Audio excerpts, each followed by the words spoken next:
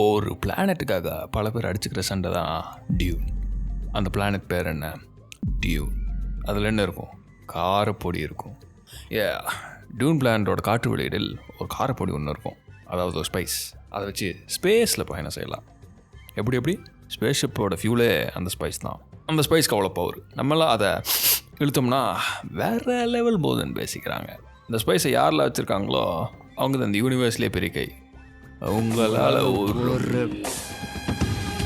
சண்டையில் எப்படி ஆரம்பிக்கும்னா வருஷம் 10,191 போகணும். இந்த காலகட்டத்தில் மனிதர்கள் எல்லாம் ஸ்பேஸ் ஃபுல்லாக வைரஸ் மாதிரி பரவியிருப்பாங்க. வருஷம் கடந்து போயிருக்கே, அதனால் நம்ம பசங்கள்லாம் டெக்னாலஜி எல்லாம் நல்லா பயங்கரமாக பண்ணியிருப்பாங்கன்னு நினச்சிருப்பீங்க.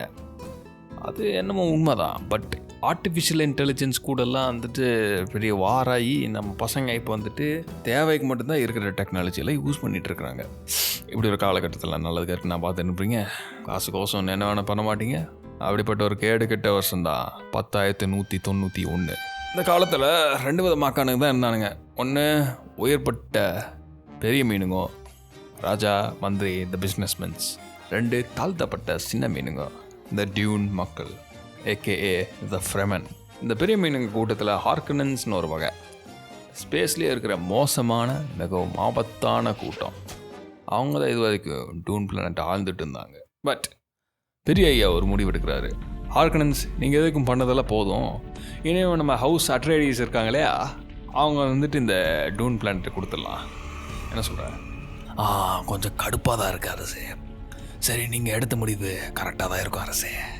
கண்டிப்பாக நான் ஸ்கெட்செல்லாம் போட மாட்டேன், வரட்டா அரசே அப்படின்னு கிளம்புறாரு நம்ம ஹார்கனன் ஐயா. அதுக்கப்புறம் டியூன் பிளானட்டில் எப்படி எல்லாம் மாஸ் என்ட்ரி கொடுக்கலான்னு சொல்லிட்டு நம்ம ஹவுஸ் அட்ரைடிஸ் ஃபேமிலி பேசிகிட்டு இருக்காங்க. மகனே, என்ட்ரி சாங்க்கு குத்து பீஜம் போடலாமா இல்லை ட்ரான்ஸ் பீஜம் போடலாமா? இந்த படத்துக்கு அனிருத் மியூசிக் போட்டிருந்தா 2மே வந்திருக்கும். ஆனால் ஹான்சிமர் இல்லை எங்கள் அண்ணனுக்கு தான் செய்வேன்னு சொல்லிட்டு கிறிஸ்டோபர் நோலனே டைவர்ஸ் பண்ணிட்டு வந்துட்டார். அவர் புதுசாக ஏதாச்சும் யோசித்து செய்வார். இங்கே பார்த்துக்க மகனே, நீ சொல்கிறதெல்லாம் பார்த்தோம்னா எப்படி வரும் தெரில. சொதப்பு நாள் பரவாயில்ல, அது கிடக்குது. கடைசியில் பார்த்தா நீ ஏன் மகன் தானே, எனக்கு அதுதான் முக்கியம். என்ன டாடி இப்போ ப்ராக்டிஸிங்கா? அம்மா, அப்பா கூப்பிடுவாருவான், இங்கே என்ன பண்ணிட்டு இருக்கிறீங்க? பால், உன்னோட பவரை டெஸ்ட் பண்ணுறதுக்கு பெனஜேசர்கிட்ட பார்த்துட்டு போகணுன்னு மறந்துட்டியா? சொல்ல மாட்டேன். பாலோட அம்மா ஜெசிகா ஒரு பெனஜேசர்கிட்ட சேர்ந்தவங்க. இது முழுக்க பெண்கள் சார்ந்த சமூகம். யூனிவர்ஸோட எல்லா அரசு வழிபாட்டுகளையும் இவங்க தான் மறைமுகமாக நடத்தி கொண்டு போவாங்க. இதில் எப்படி அவங்களால பண்ண முடியும்னா, அவங்களால ஃபஸ்ட் ஃப்யூச்சரை ப்ரெடிக்ட் பண்ண முடியும். அவங்களோட வாய்ஸ் இப்படி மாற்றி மற்றவங்களை கண்ட்ரோல் பண்ண முடியும்.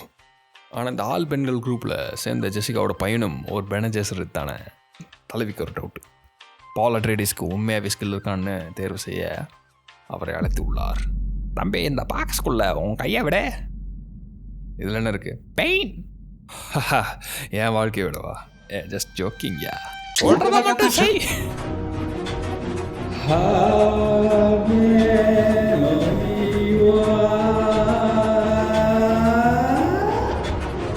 Test finished. சப்ப மேட்ரு சால்ட் வாட்ரு. உன் கனவுல வர்ற பொண்ணை பற்றி சொல்ல. அட போங்க, ஒரே வெக்கமாக இருக்குது. ஒரு வாலிபனுக்கு இதெல்லாம் வர்றது தானே. சரி, அது ஒரு அராக்கிஸ் பொண்ணு. இந்த அராக்கிஸ்க்கு போக போகிற ஒரு ஹைப்பில் ஒரே அராக்கிஸ் கனவாக வந்துட்டுருக்கு. இல்லை எதையாச்சும் ஒன்று குறிக்குதோ.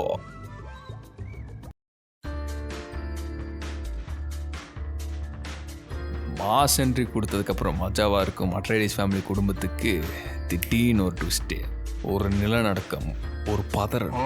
என்னன்னு எட்டி பார்த்தா பேரன் ஹார்கனன் அட்ரைடிஸ் ஃபேமிலி மேலே தாக்குதலை நடத்தி கொண்டார். ஸ்கெட்சி எனக்கு இல்லடா, உனக்குடா. இப்போ கேளுடா என் தீம் மியூசிக்க. பாலும் ஜெசிகா அங்கேருந்து எஸ்கேப் ஆயிட்டாங்க. நெக்ஸ்ட் ஸ்டெப் என்னன்னா, ஃப்ரெமன், அதாவது அந்த டியூன் மக்களை வச்சு தான் மறுபடியும் டியூனை திருப்பி மீட்டெடுக்கணும். ஃப்ரெமன் தான் தாழ்த்தப்பட்ட மக்களாச்சு, அவங்க எப்படி உதவி பண்ணுவாங்க? டியூன் மக்கள் எழுதி வச்ச கணக்கு ஒன்று இருக்குது. ஒரு பெனஜெசரட்டோட பையன், அவனுக்கு நிறைய பவர் இருக்கும், அவன் தான் நம்மளையெல்லாம் காப்பாற்றுவான்னு சொல்லிட்டு எழுதி வச்சுருக்காங்க. கோயின்சிடன்ஸாக இல்லை, இவங்களோட நம்பிக்கை அப்படியே கேட்ச் பண்ணி கூட்டத்தோட கூட்டமாக ஒன்றாகிட்டோம்னா நம்ம ப்ராப்ளம்ஸ் எல்லாம் சால்வ். ஏப்பா இந்த அட்ரைடிஸ் ஃபேமிலிக்கு வேறு லிங்க்ஸே இல்லையா? சரி சரி விடு. ஃப்ரெமனை ரீச் பண்ணோம்னா இந்த பாலைவனத்தை கிராஸ் பண்ணோம். அதெல்லாம் மறுபடியும் என்ன சொல்கிறது, சப்பா மேட்ரு, சால்ட்டு வாட்டரு, ஓடு என்ன தொடுத்து பாருங்க. டூனோட சாண்ட்வாம், இந்த டூன் சாண்ட்வாம், இதை கொள்றதெல்லாம் ரொம்ப கஷ்டம். வேணும்னா அவாய்ட் பண்ணலாம். அதுக்கு வந்து சாண்ட் வாக்குன்னு ஒரு வழி உண்டு. அது பண்ணாததுனால தான் நம்ம இப்படி ஓடிட்டுருக்கோம். சாண்ட் வாக் எப்படி பண்ணுறது? ஒரு சாண்ட் வாம் வந்து எப்போவுமே மண்ணுக்குள்ளே தான் பதுங்கியிருக்கும். ஏதாச்சும் ஒரு உயிரினம் வந்து அந்த வழியை கிராஸ் ஆச்சுன்னா சைஸாக பாய்ஞ்சி வந்து அதை பிடிச்சிரும்.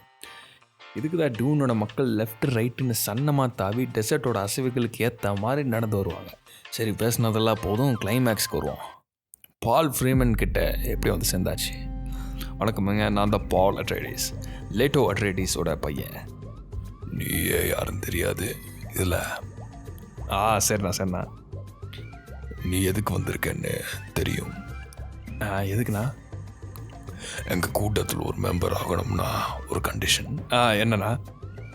உனக்கு உண்மையான ஸ்கில் இருந்துச்சுன்னா எங்கள் ஆள் ஒருத்தனை ஃபைட்டில் போட்டு தள்ளிக்காமே.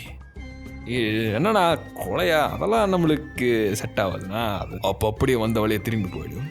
ஒரு கொலை கூட பண்ண முடியாத ஒரு பச்சை பையனுக்கெல்லாம் என்னால் ஹெல்ப் பண்ண முடியாது. இருடா, லந்தாடா காட்டுறீங்க, தப்பறேன்டா ஆட்டநாயகன். Discount.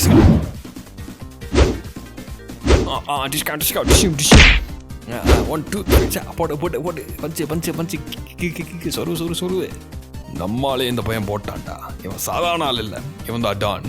லிசான் அல் கயீப். வாழ்க லிசான் அல் கயீபா.